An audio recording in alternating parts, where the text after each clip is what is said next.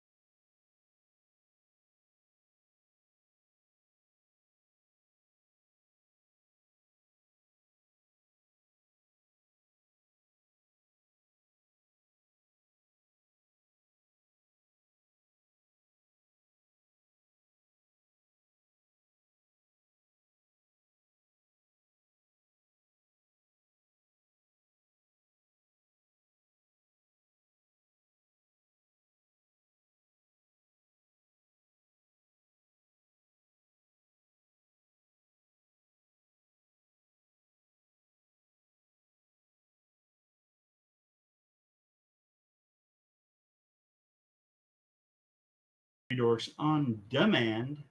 We are Demand? here Demand. on demand for your viewing and listening pleasures. And I mean, not viewing over in this quadrant, Oh, but there's some other viewing quadrants pleasures are going on there. there's some viewing There's pleasures going on. definitely Hey, some. it depends what you're into, you know? Really, We've got right? something for everybody. I mean, we've talked about the Stump OnlyFans. I mean, we need to try that out.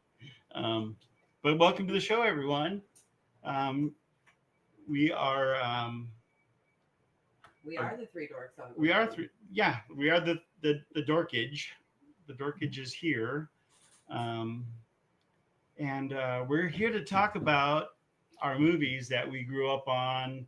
You know, which span probably 80's, 90's kind of era. We're kind of old.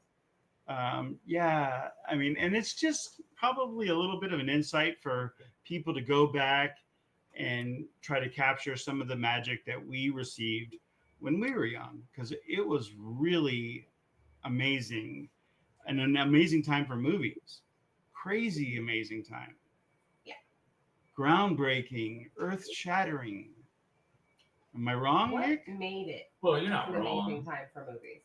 What, Right. in your opinion, like what do you think was I think it was the the hit biggies. factor? The biggies that were just crazy, like out of control, lasted for decades, lasted for generations. I mean, from the Spielberg, Lucas, all of that stuff going on. to the surprise. Well, the basic surprises like the Robert Zemeckis's and all of the other crazy people that are making movies coming along and giving us stuff that we didn't expect and blowing us away. And then there's the little freaking sneakers that got in here and took over. I have a slightly different take on the matter because as I was going through and trying to list things, and I'm horrible about listing things. So these types of shows are like my least favorite because how do you list favorites when I have like so many?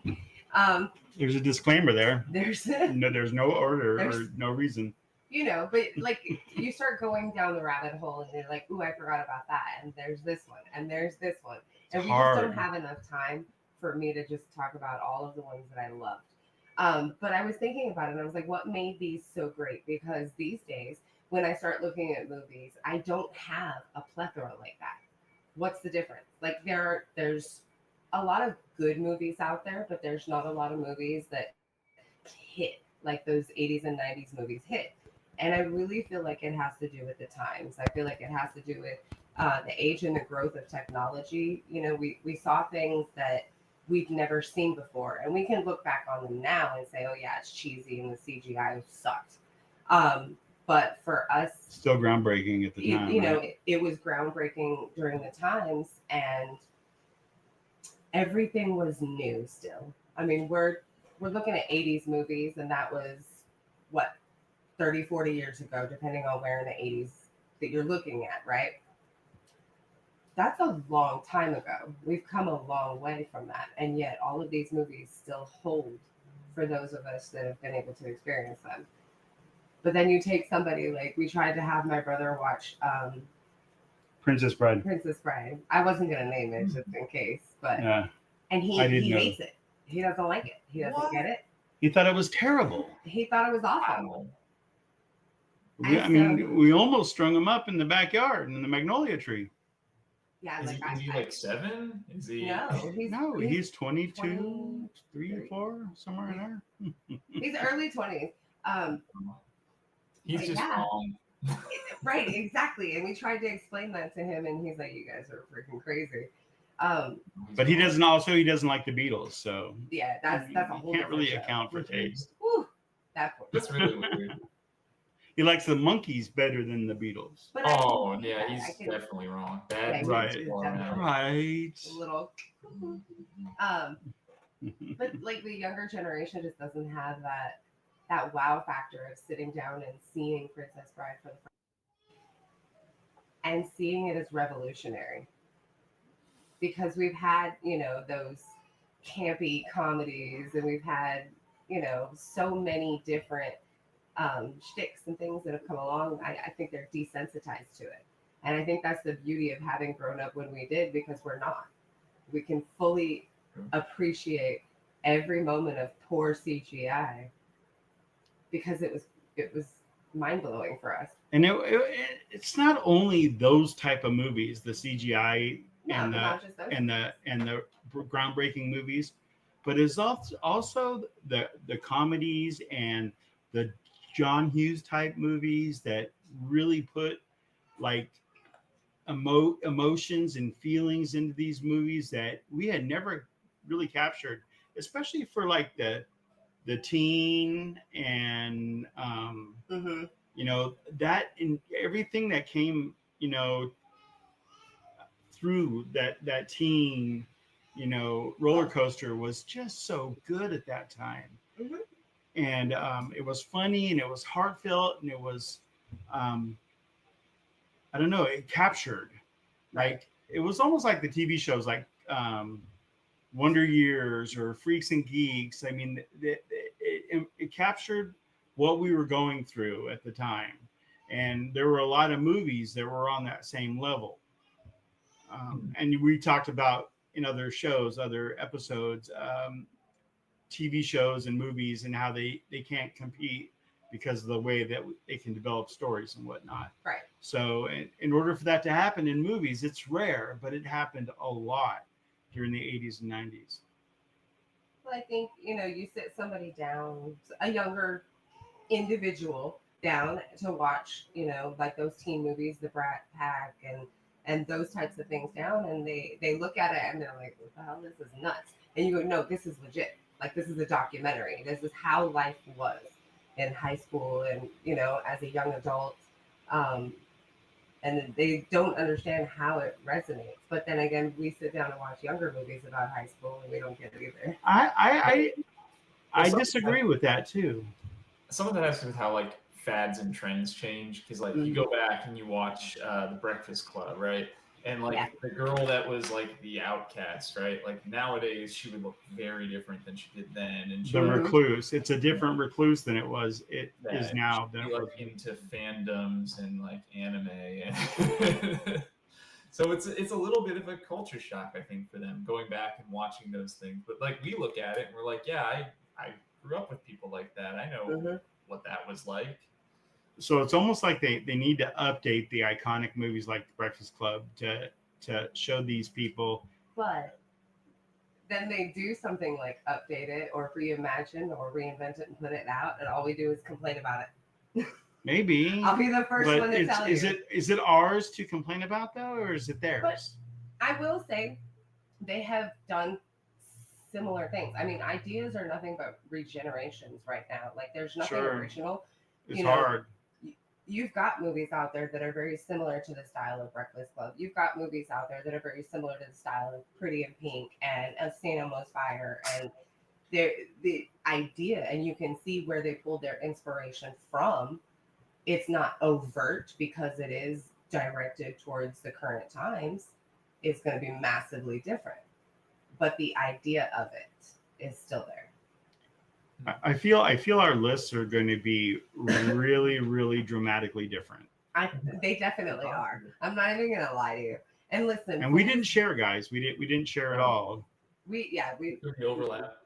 But I will tell you, full disclosure, my guilty pleasure portion is slightly different. Uh-oh. Slightly different. I mean, it's okay. We're on a non-family friendly show. Not that kind of different. Well, you has never nothing to do with the pizza guy. If you know my wife, you would know that anything is possible. There's no pizza guys showing up at the door on this list. Ray, you're the same age as me, so in the 90s, that would be a little early to be into something like really spicy. You know? Well, you know, VCR makes early bloomer, right? Early bloomer. Hey, I'm not going to judge. I've always been ahead of the curve. All right, so why don't we just get into the list and see what we got from there? Let's start knocking them back. Yeah, line them up. We'll knock them back. So who wants to go first with this? Like, who's got some stuff here? Sure, I'll jump in. Why not? Yeah. So when I was picking my movies, this was really easy because I just went and looked at like what were the movies back in the 90s when I was growing up that like were hallmarks of my childhood. And it just so happens that I think all these movies are just very good overall. But the first one that I went with was, I think, the first movie I actually saw in theaters. Like, I'd seen a whole bunch of VHS copies of Disney movies as a kid and all that kind of crap. But like actually going into a theater and seeing a film, this one was breathtaking. And it's a really good movie to start your cinematic experience off. In fact, it probably is part of the reason why I'm now such like a movie snob when it comes to certain things, and I can be like really discerning because my first exposure was so good, and that was Jurassic Park.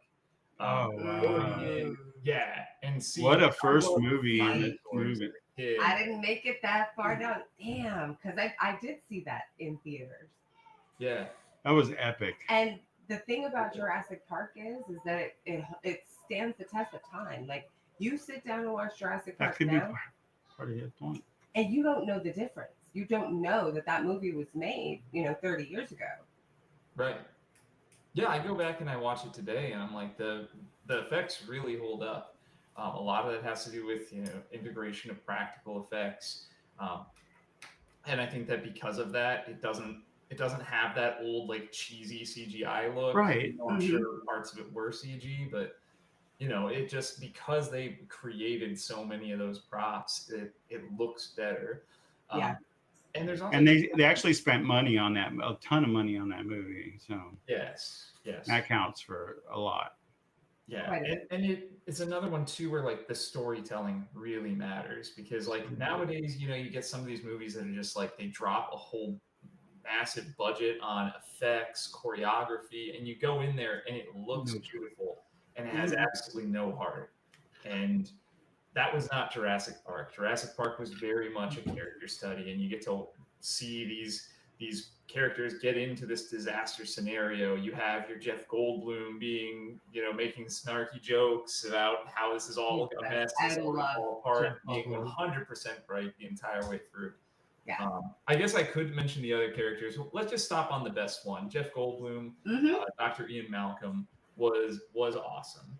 So, A treasure, an absolute treasure. I really feel like he made that movie. I think had he not been part of it, it would not have been the success that it was.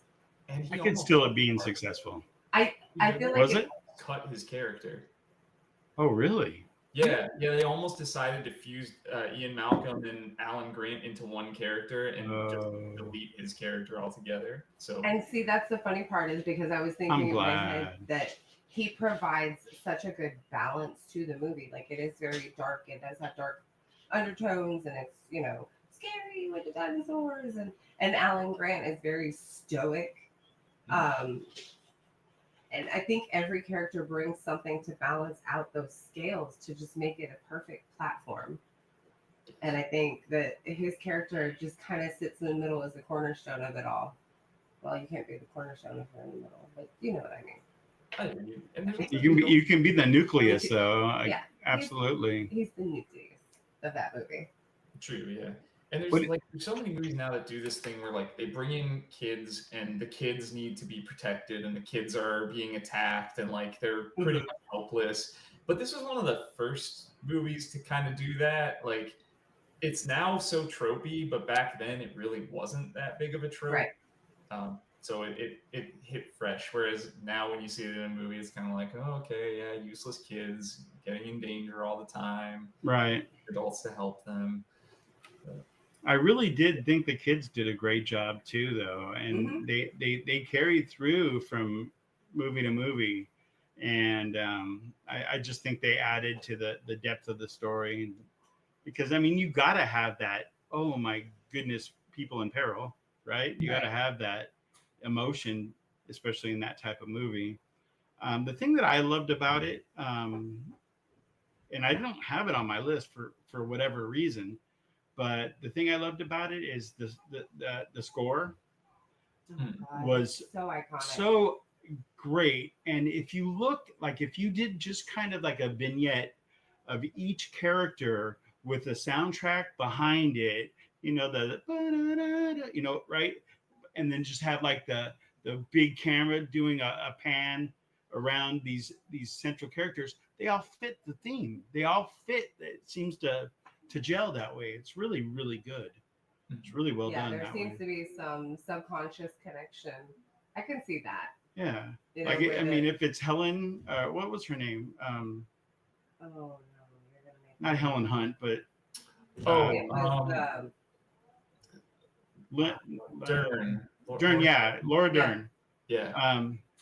Yeah, I mean, if you just put any one of their faces, the Laura Dern, the Neil, any of them, even the Attenborough, just put any of those faces, and you take the music and the crescendos, and it fits their personality, their persona.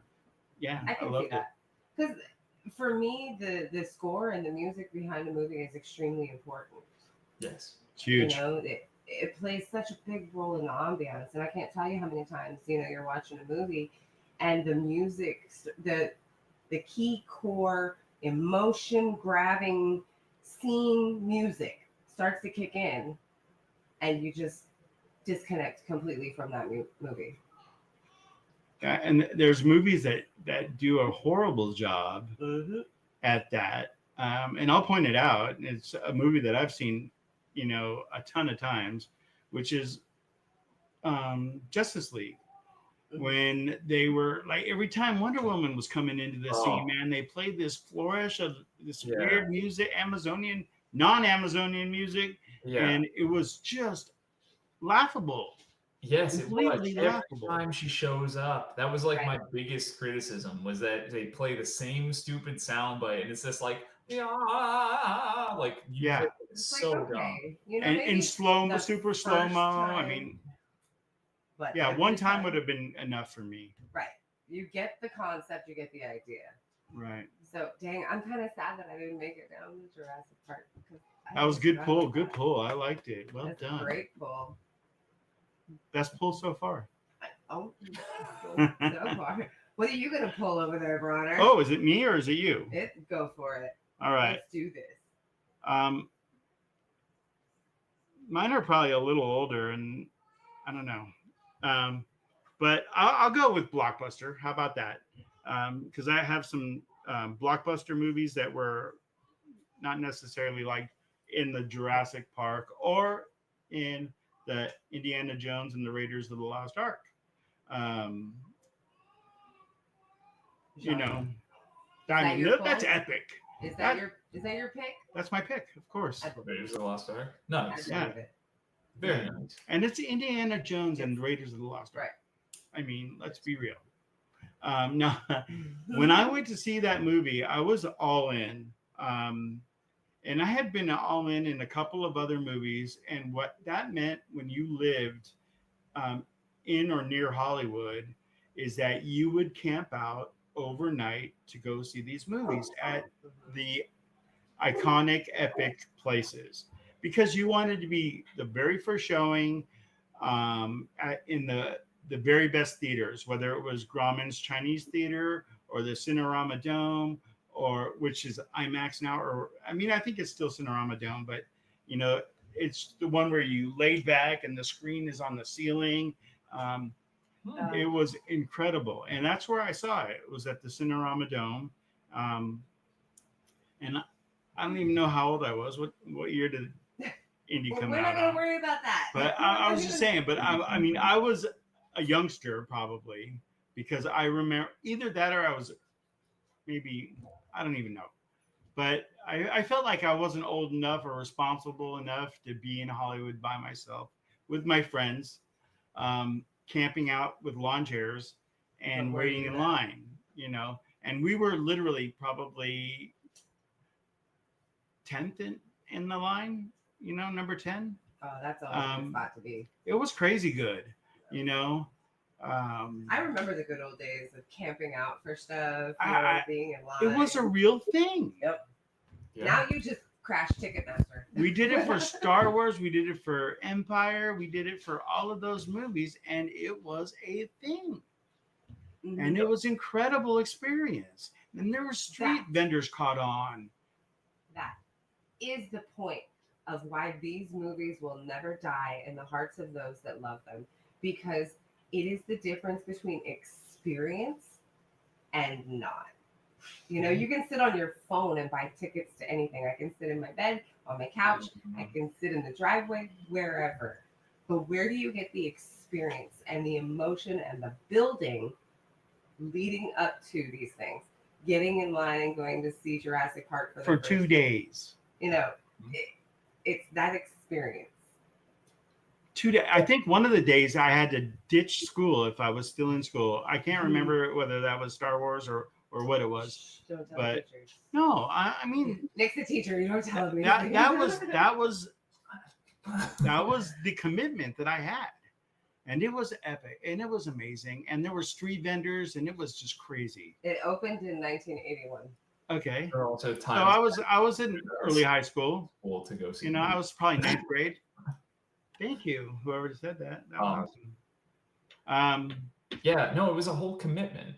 And part of that, though, the hype of that was so much fun. And you get to be there with other people that were in line of just as jazzed and excited for you. And sure, like nobody likes in costume. Sometimes they were in costume. A lot of the times they were in costume. You know, I didn't even know. How did they know that Indy had a hat and a whip and a leather jacket? How did they even know? The movie wasn't even out yet, but they knew. Commercials. Yeah, but, I guess. But now I didn't know the nerd was that level at that point in my life. I didn't know nerd was that He was easing commitment. into the nerd. What were you saying?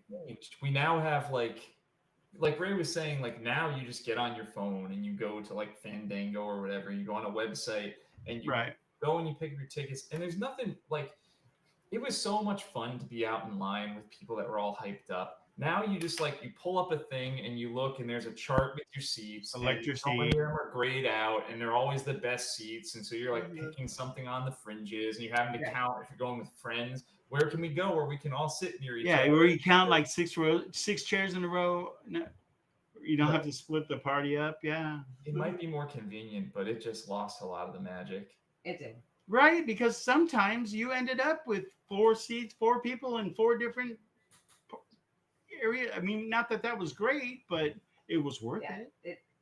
It definitely lost its magic because even now, you know, when you have big movie releases, I can't remember the last time I stood in line for a movie. It was Avengers. Yeah. It was Avengers. Damn. That was the one movie that we actually stood in line for. Well, all of them actually, all of the Avenger movies. But But we went with magic, a group of people too. That magic was gone. Yeah, and the thing I that really put that movie on the list for me was the fact that it was just so freaking good too. I mean, I spent 2 days. I smelled like Hollywood Boulevard or whatever. I mean, it was awful. I mean, it was not. But once I got in there, I got lost, and that's all I cared about. And I came away from that experience going, that's the best movie I've ever seen. And when you can go away from a movie after movie after movie saying that's the best movie I've ever seen, then you know you're hooked into that world. What's very interesting is that both of your picks are still producing movies in that franchise today. Like very recently, we have had a Jurassic Park movie. Very recently, we've had that is facts. An Indiana Jones movie, and that's how relevant they are. Huh? If only the new ones were good. Well, we're not going to talk about it. I mean, they're out there. I didn't say they were good. I just said they're out there. You know, I know that Hitler actually, you know, sent people out looking for artifacts and they were depicted in the Hellboy movies and that kind of stuff. And there was a lot of like Nazi propaganda stuff that depicted that kind of thing. Well, it wasn't even kind of Nazi propaganda. It was our satirical look at the Nazis that depicted that kind of thing. And it was very interesting that they incorporated that in a movie, because that movie,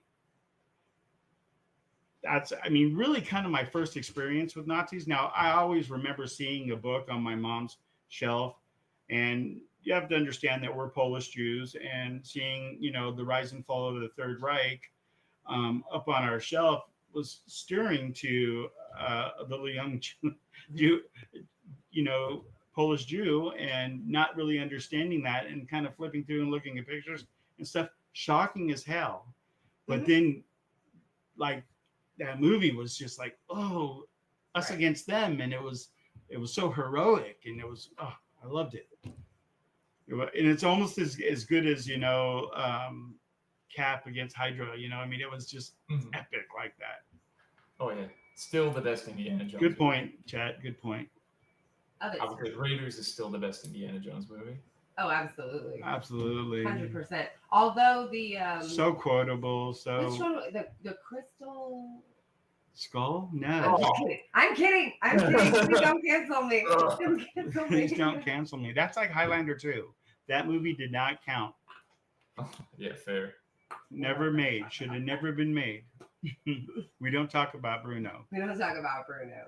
So, all right. Damn. We need to pick up the pace. So it's 7:30. I'm sorry. We're like halfway through. We talked about 2 movies. Fuck it. It's okay. Part 2. Part 2 it is. So, you know, you guys are really killing it. I kind of feel like I got to step up my game here. Oh, you're good. So I guess the first one that I'll bring to the table for you guys, we'll go out with a just big bang. Start at the top here. my absolute all-time favorite movie of all time. Like just hands down, nothing beats this movie. I don't care what you do or what you put out. Um, Released in 1994, it was a Stephen King novel. Shawshank Redemption. Oh, nice. That Great movie pull. for me just holds it all. I can't count how many times I've watched it. And Dufresne. I cannot count. It was a beautiful movie. It's a fantastic movie. I think it was done so well. I think it's almost movie perfection in my mind. I dare somebody to watch that movie and find something that they can criticize. The heart, the grit, the reality of it, just the emotion poured into that movie. It is just head and shoulders above everything for me. I can't disagree with the greatness of that movie. And it is one of the, if you make a list of, books turned to movies, this one's a fucking success. And it was a short story too, right? One of the only wasn't even a book. I mean, how many times have we talked about, the bombers and how you take books or series and try to translate them to movies and it fails every time. Mm-hmm. And they nailed it. Just nailed it with this one. Good pull. They really did. Oh, incredible. Good cast. Great pull. Yeah, so good. There's nothing that you can say that's bad about that movie. Right. Cinematography was there. Yeah, all of it. The production. I mean, it was a beautiful movie. And even though I don't particularly love Tim Robbins, but I loved him in that movie and that character. Yeah. I don't see him as any other character. That's the hard part for me, is watching him in other stuff, because all I can picture is Andy Dufresne. That's it. But he's kind of a brilliant actor if you think about it, because like he makes me not like him in some movies after I've seen Shawshank. So yeah, that's hard to do. He's definitely got some stuff under his belt, but that will always be Andy Dufresne. That's not Raging Bull. I'm sorry. What was the baseball movie that he was in? Fantastic. He played a fantastic picture. Oh, I can't Kevin remember. Costner, Susan Sarandon. Yeah. Someone help me. No. No. I don't know. Not Field of Dreams. I know which one you're talking about. Oh my god. Oh. Great. Bull Durham. Thank you. So Bull smart. Durham, yeah. Uh-huh. You, I mean, are one of the smartest people we know. Very true. Very true. Good pull. All right. Go ahead, Nick. Bring it on. Bring it around. All right, let's go back to which one do I want to go with? I know, that's the hard part. Okay. I'm going to go with this one because it was another movie that I saw when I was young, and I was probably too young to be watching this movie, which is a theme of kind of all of my movies. My top 5 that I picked for this one, like 4 out of 5 were R-rated, and they're all from movies I saw in my childhood. But this one really stuck out to me because it was action-packed, it was gripping. There has a lot of like tension in all of the scenes. There was a villain that was truly threatening, who was stalking the main characters throughout the whole thing, and you didn't know at any point in time this guy could pop out and literally just end someone. And so you're on the edge of your seat the entire time. It also happens to be a sequel, one of the rare sequels that was at least as good, if not better, than the original. This one, I know what it is. What's that? Can I guess? Yeah, go for it. I think I just said it. Oh, did you? Yeah, a little bit. I didn't hear me. Go for it. Aliens? No, well, that's also another good one, but this was Terminator 2, Judgment Day. I almost went with Terminator, the original one. Almost. Oh, yeah. And Arnold Schwarzenegger was playing to his strengths. Look, there's going to be people that hate me for saying this, but I don't think he's a particularly great actor, but when he is used in small doses where he's a physical presence, he's a force, it works. Or if he's doing a comedy, I have to throw that in. I will say there are like a handful of things that he's done very well, movies that I find, like True Lies. I loved him in that movie. Absolutely loved him in that movie. But anyone could have played that part, though. But is he to be taken 100% seriously in that role? Like, I don't think so. I think there's a kind of a. I think the script made that movie. I didn't think that Arnie made that movie. But I definitely feel like Terminator was his shining glory. 100%. Right. Like, don't be wrong. There's a charm to Arnold Schwarzenegger. Let's do 100%. To just take a big old steaming dump on him. I just am saying, like, he's not the most gifted actor. You wouldn't see him in something that's like Academy Award winning. Right. But in Terminator, he's perfect because he's just physical presence. He's there. He can read his lines sort of stoically, but it works because he's a robot. And he is countered by one of the scariest villains in all of film, which is the T-1000. Loved it. Robert Patrick was brilliant. Stone cold murderer. Yes.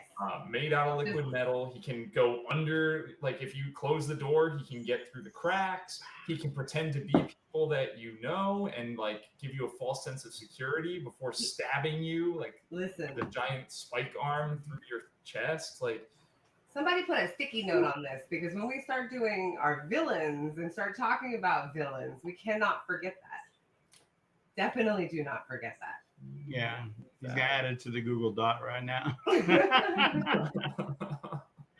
That was great. That is an iconic villain, and I really feel like the villain, and I love movies where the villain makes the entire thing. And in my opinion, I feel like without that villain, that movie's not a success at all. Oh, no matter what else, I think it would still been a success. I just don't think it would be the iconic movie it is today. Yeah, that's what I mean. It will still be good, but it's not going to be iconic. We're not going to be talking about it, 40 years later. And I love movies where the villain is the guy that brings them home. So much tension. That was also, I think that might be the first movie that I actually, after watching it, I cried a little bit. Where like, it's an old movie. I don't care. I'm going to give spoilers. Spoiler alert, if you don't want the ending, it's Terminator 2, spoiler alert. But when he comes to the realization that he has to, like, melt himself, and he's, like, lowering himself, and John Connor's all sad, and it's just, it was very touching. It got to me. It hit me in the heartstrings. And I think that movie was successful despite Edward Furlong. So... Okay. I mean, he was a horrible John Connor. I think I've seen him brilliant in other movies. Believe me that. Since you have such opinions, strong opinions, why don't you tell us what's the next one on your old list? And bitter and jaded. Next on my list is, I could say the exact same thing verbatim that you just said in describing Terminator 2, except for the fact that it's not the sequel, it's the OG, but the sequel was pretty good too. But it was flip-flop from your situation, but there was a villain that was so iconic and so amazing and so groundbreaking. And I know I've said groundbreaking like 10 times already in 2 movies, but I'm going with Die Hard. The OG, Die Hard. Nice. And Hans Gruber. The Christmas movie? You put a Christmas movie on the list? Alan Rickman defined that movie. Even just the European kill squad that he brought with him that was identified by their their tailor or their non-tailors or whatever. However he did that was brilliant. And yeah, John McClane, amazing. Argyle, amazing.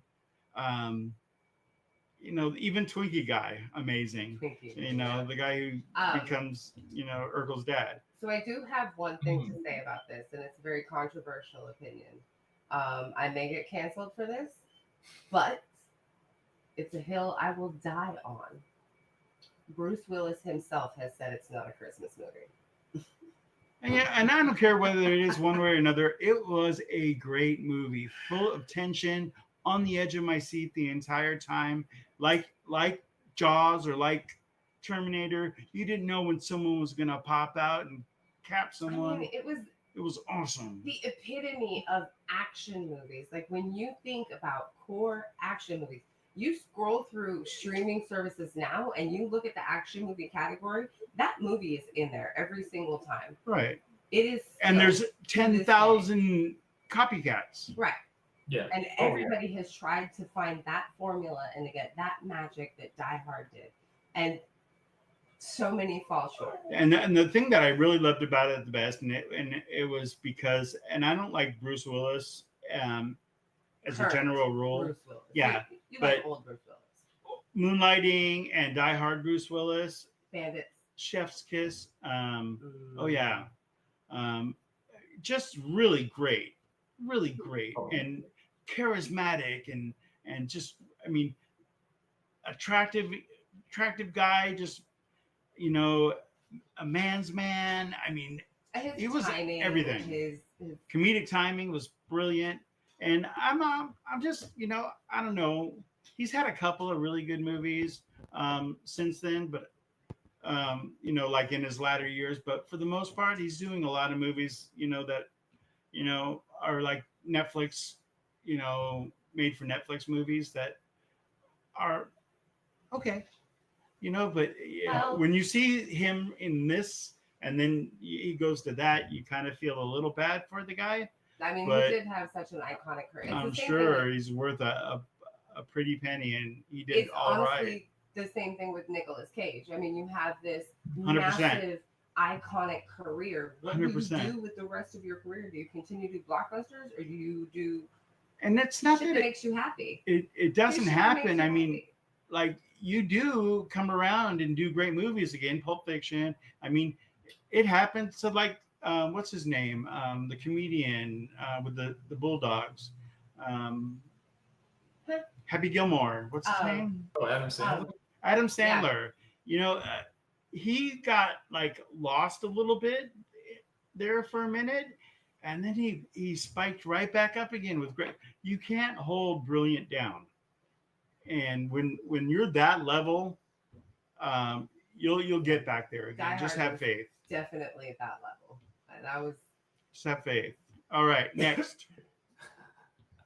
Oh, I don't even know where I want to go with this one. I have so many on here. It's agonizing, really. It really was. And so what I'm going to do is I'm actually going to change things a little bit because we are running a little low on time, and I want to make sure that this movie gets the amount of time that it deserves because it's on my guilty We all pleasure. think that. Now listen, you're going to understand when I put it out there. It is on my guilty pleasure list. All right. I don't know why any of these movies are on my guilty pleasure list because I don't feel guilty about anything. So that's the hard part. Like, how do I, you know, I don't care. I don't give a shit. That's my movie. But according to sources and in other researching people my list, apparently this was not a good movie. And not well received, or it was not a good movie. Critics didn't like it. It just didn't go over well with anybody. And yet I look at this and I'm like, what crack were they smoking? This movie has an iconic actor. May he rest in peace. He has another iconic actor that can do absolutely no wrong as the villain. Released in 1991. It's Hook.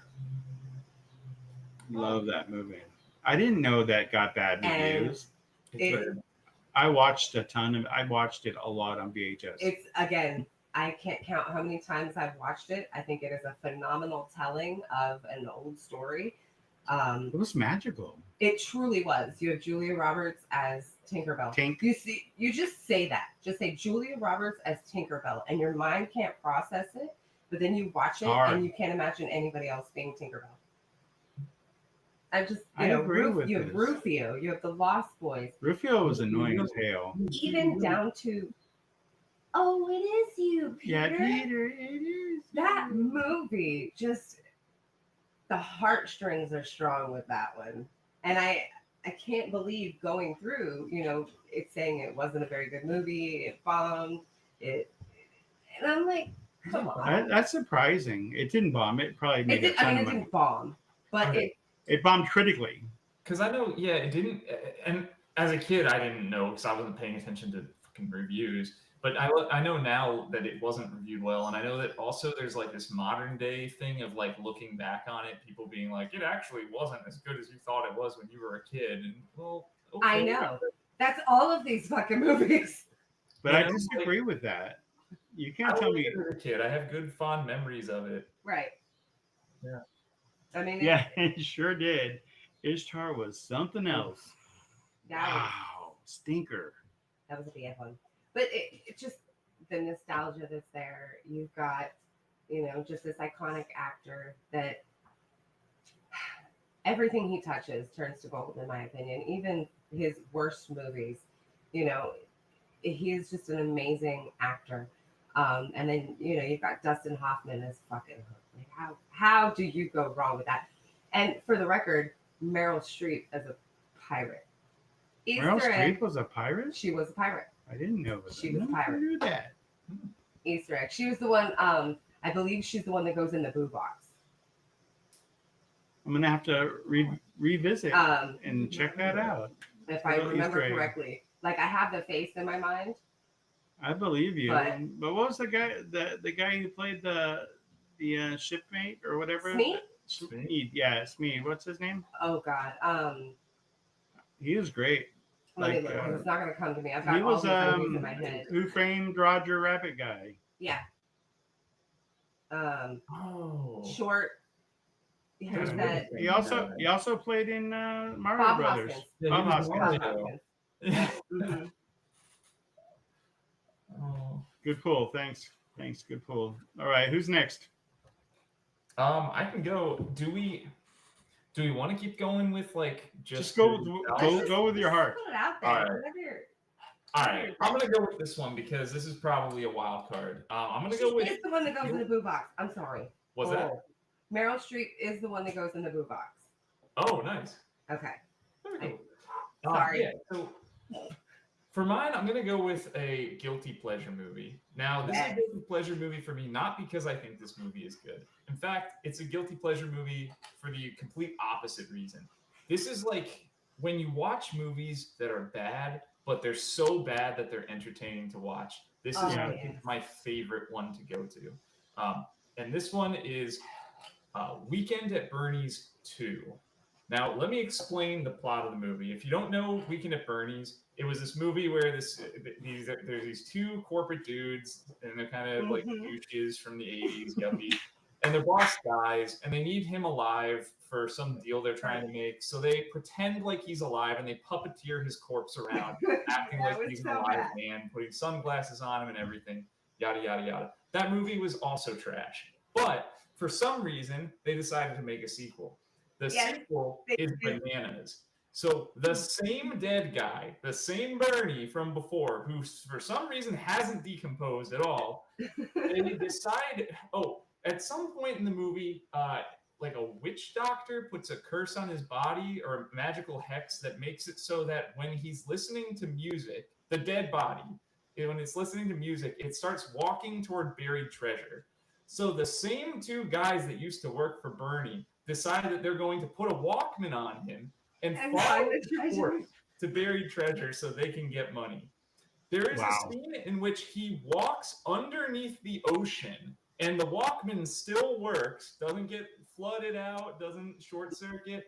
Nothing happens. He keeps walking towards buried treasure. It's an absolutely bonkers movie. The concept is ridiculous, but it is so fun to laugh at because every scene is so well done.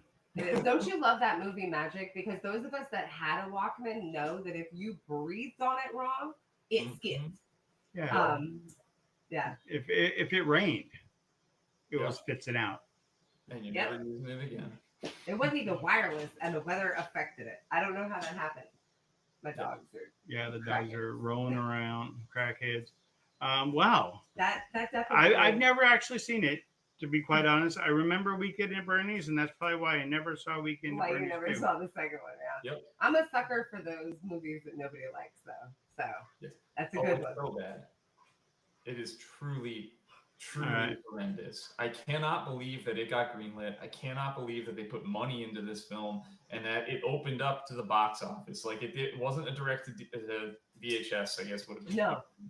No, they said we're putting this in theaters. Yeah, there was All the right. release, and it was I'm awful. gonna rapid fire you all three of my guilty pleasures. Okay. Okay, and the reason I'm gonna do that is because they are so distinctly different that and they're guilty for different reasons. Okay, well, actually, two of them are guilty for the same reason. One's guilty for who knows why. I mean, take my man card on this one. Oh, I know what it is.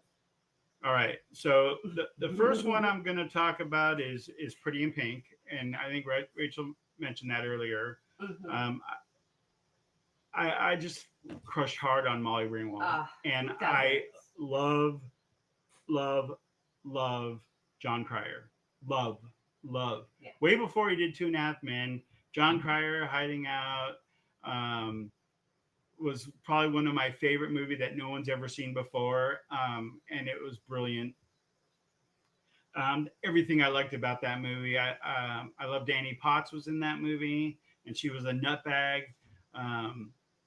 She was so funny in her kimono. I mean, just crazy funny movie. It's an iconic movie. Yeah, and it wasn't actually very good. I mean, but there was the Brat Pack elements in it. I mean, I don't even know if his name is Andrew McCarthy.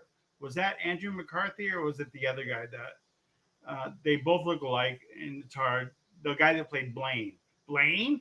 That's not a name. That's a major appliance. But anyway, and the next one is Adventures in Babysitting with Elizabeth Shue, because I had a mad crush on Elizabeth Shue. Running theme here, don't you know? Just on those two. Uh-huh. And that was a good movie, though. That was. She fun. was also in Karate Kid, and you just had to love her from the bottom of your heart because she's just so adorable in both of those movies. She reminded me of every girl I had a crush on during elementary school and a little bit of high school. You know, it's true. She did, and it touched my heart, and I went with it. So, and it was a fun movie, and I love movies that have Thor in them. You know, even if it was a very, very bad Thor. But he was a mechanic. I mean, he wasn't really Thor. All right, and the next movie is Steel Magnolias. Oh, and it's simply because I love Olympia Dukakis and I love Dolly Parton. And I could have easily had 9 to 5 on this list, but that's my man card. Take it, but that's my guilty pleasure. You can keep that I love card. it. It inspired me to love rom-coms and visit rom-coms and lovey-dovey fried green tomato type crap to this day with my wife. And it opened my eyes to cinema that I shouldn't have ever opened my eyes to. Ta-da! Okay. Well, then let me just round out my Thank you, list. Calvino. He was a mechanic. Very true. So since we're gonna do that, I guess I'm gonna. Do what? I got weird feedback in my thing here. I heard that too. I didn't get anything.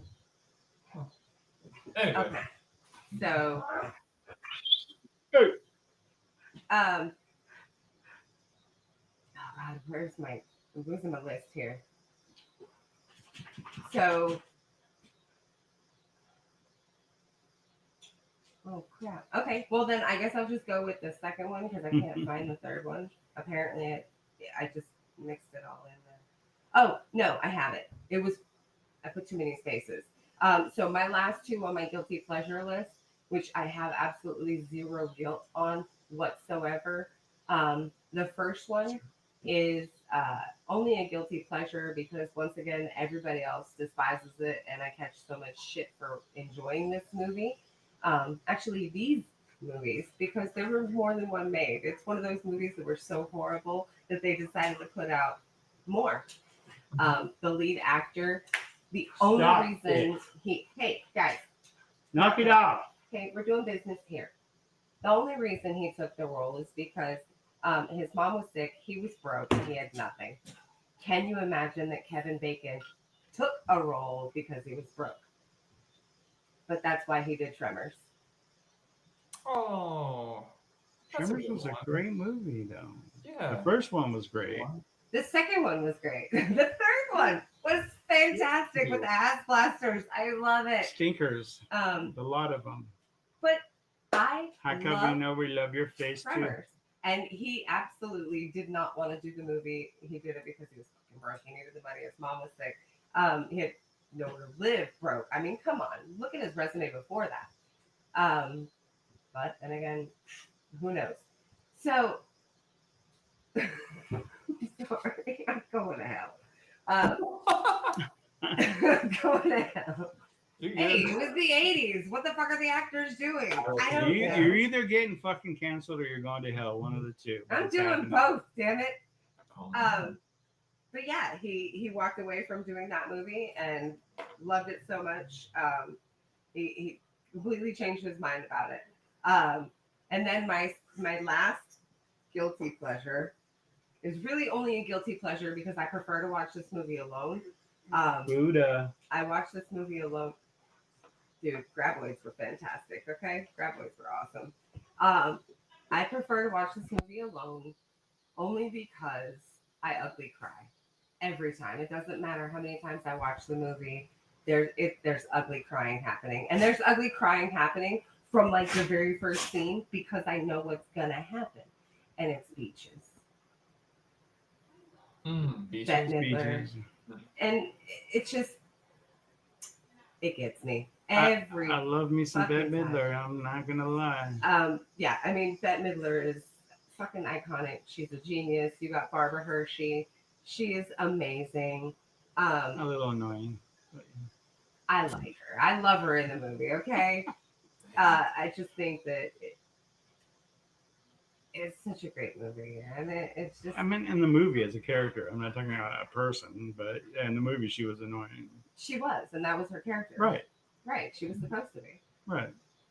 She's a prissy little princess. Right.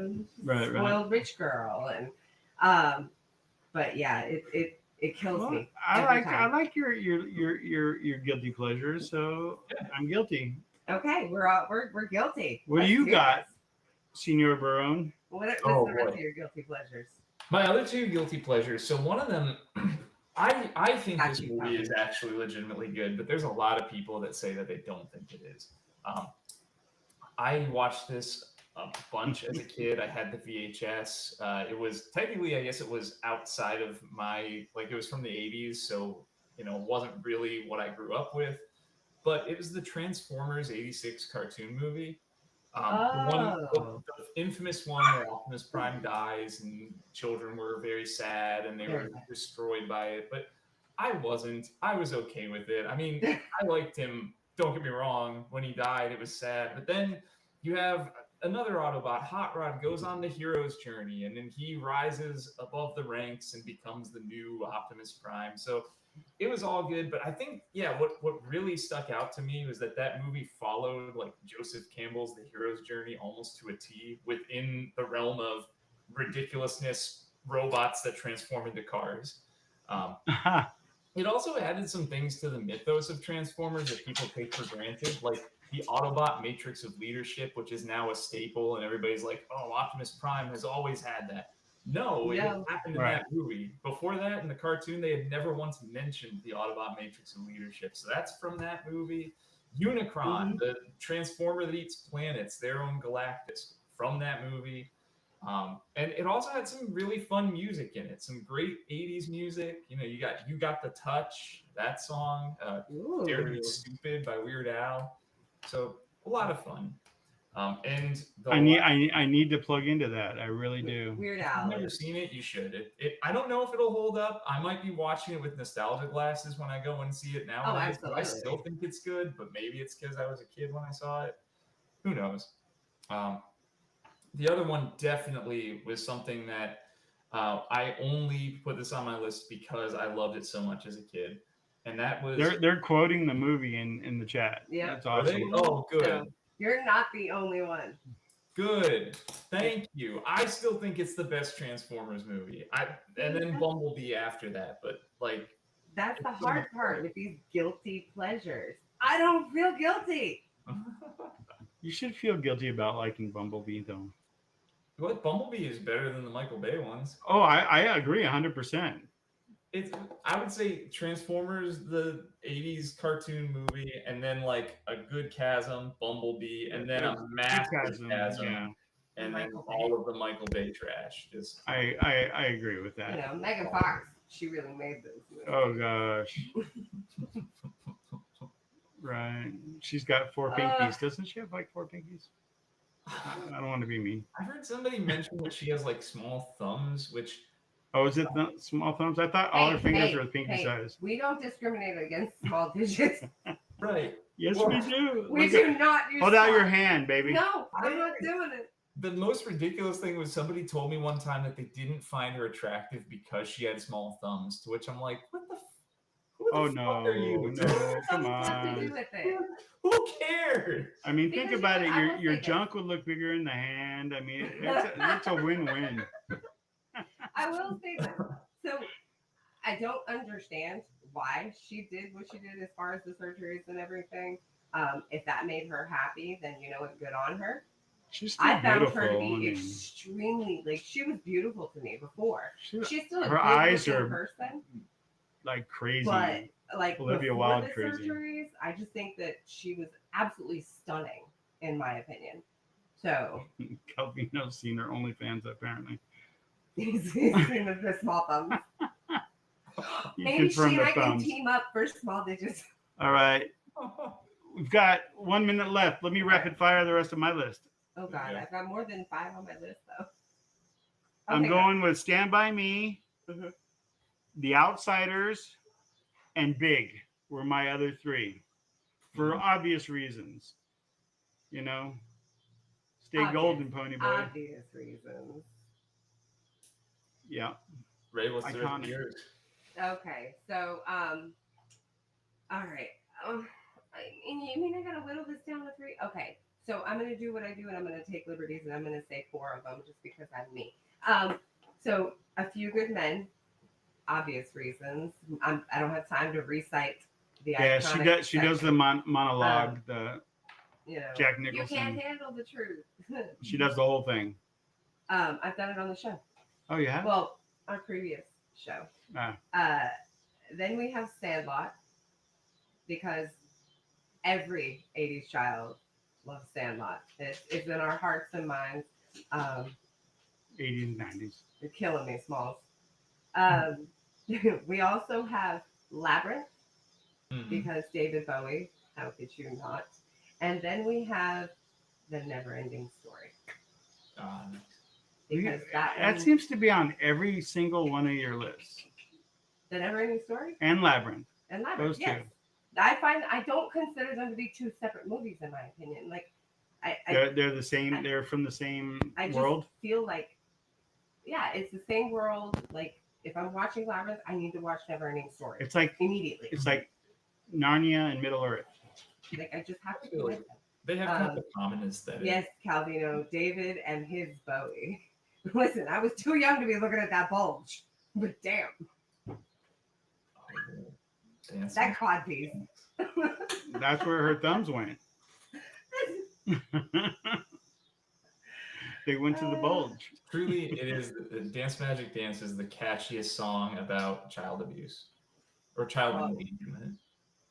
Child endangerment. Okay, I was like, you better switch up those terms. It was a really fun song, though. It is a really fun song. And it was a very imaginative movie. Oh, yeah. It was very imaginative. And I do know that line too. So, all right, let's. What about you? What about you, Nate?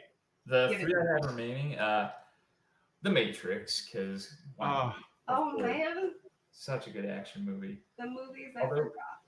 It did. I mean, it was so good, but it also had the unintended consequence of spawning a generation of folks that wore trench coats and sunglasses, which was That maybe is not true. so great. I have an issue with that style. But the movie was great. Yeah. The Silence of the Lambs, incredible. And yes, I did see it when Damn. I was way too young, but so much fun. That Amazing. movie. So good, so good. We could be here all day talking about that. I love the fact that most of the movies that we talked about were so great for different reasons. All right. I think you got one last one there. Yeah, one more. Good Will Hunting. I went with Good Will Hunting. Always like it's one of those movies when people are like, "What's a really good like Oscar-worthy movie that we want to watch?" I always suggest that one Absolutely, especially if people 100%. haven't seen it before. So Yeah, they were close, Calvino. Those three movies were close to making my list. They really Calvino, were. I personally felt like I left Princess Bride off of my individual list because we all collectively put it on the list, and for all three of us to have that movie on our list, I stayed away from it because it is I was obvious. in fear of someone getting it. It's a gimme. Like there are movies that you're like, yeah, that's a gimme, you know. And I think Beverly Hills Cop for I mean, it's a sign of the times. I mean, it was perfect. Mm-hmm. Just like 48 Hours. You know, I mean, it's just Eddie Murphy at his finest, and I loved it. You know, the only thing better is Delirious. So or Raw. no, Raw wasn't as good as Raw was Delirious. good. Not as good. Okay, we'll argue Eddie Yeah. Murphy specials later. Yeah, but yeah, put it in the chat. I'm curious. Keep putting the chat as you watch the show, what your What's on favorites your are, and you know, we'll check back. And are you guilty about your guilty pleasures? I'm not guilty. I'm not really guilty either. I mean, I feel a little weird about liking Still Magnolias, but that's about it. Yeah, like I'm the person who watches the live action movie of Avatar and goes, it wasn't that bad. Oh yeah. So I don't feel guilty about shit. That's the first thing when Nick made the point that movies were iconic and your face and Avatar. It was bad.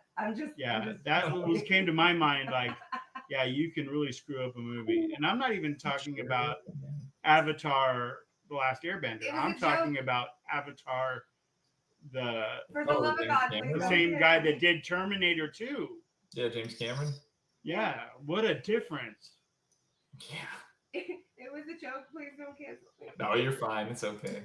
But thank you, chat, for joining us. And thank you, Nick, for fine production, as always. Our lovely producer, because it's been fantastic. And bring your friends, guys, and let's have fun. Yeah, we're going to be here every Thursday. But we're back. So we got to get back in the swing of things. Hell yeah. Thursday and we have a really fun show idea for next week. You mind if I go ahead and just... No, go ahead. Absolutely. Tease it out there. What do we got on tap? Next week's show, so there are so many superhero movies, and I know that some of us are maybe even experiencing a little bit of superhero fatigue, but there are so many characters out there that haven't had their fair shake. And so we're going to explore some of our ideas of superheroes who deserve a movie who have not had one yet. We'll talk a little bit about who our picks are, why we're picking them. We'll give you a little bit of a pitch as to why we think they'd be good for a movie. Maybe talk a little bit about what that movie would look like. So it'll be a lot of fun. You should come. You can also, in the chat, throw out your ideas as well alongside us, and we'll read some of those and reflect on them. Who should have been given a movie already? Damn it. Yeah. Yeah, so definitely tune in. It's going to be a good one. It is. Yeah, don't miss it. Fantastic. And we've had meetings and we've got some we've got some episodes that are mind blowing and stuff on the docket. Some really, really good and entertaining topics. So come join us. Come be another dork. Be a dork on demand. That's right. All right. We're out. Peace and love. Guys. Have a good night.